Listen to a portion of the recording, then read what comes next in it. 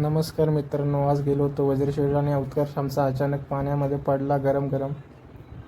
आज आलो होतो वज्रेश्वरी अकलोली गरम पाण्याच्या कुंडांमध्ये आंघोळ करायला सहपरिवार, आणि आम्ही सर्व आंघोळ करत होतो. तेवढ्यात उत्कर्षने आणि हर्षूने मस्त उसाचा रस घेतला. तेवढ्यात पोचलो आम्ही कुंडांवर गरम पाण्याच्या आंघोळीसाठी.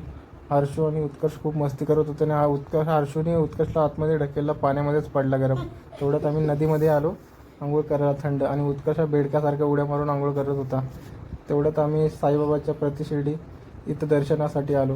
साईबाबाचे दर्शन खूप अप्रतिम होते. साईबाबांचे पादुकांचे दर्शन करून आणि आम्ही तेवढ्यात साईचे जे ठेवलेल्या जुन्या वस्तू होत्या त्या पाहिल्या. जुन्या वस्तू पाहताच आपल्याला साईबाबाची जुनी आठवण लक्षात येते. आणि तेवढ्यात आम्ही महादेवाचे दर्शन केले आणि उत्कर्ष आपला एकटाच बसला आणि हर्षू पण एकटीच बसली होती फुगून. तेवढ्यात आम्ही निघालो वज्रेश्वरी देवीच्या दर्शनासाठी.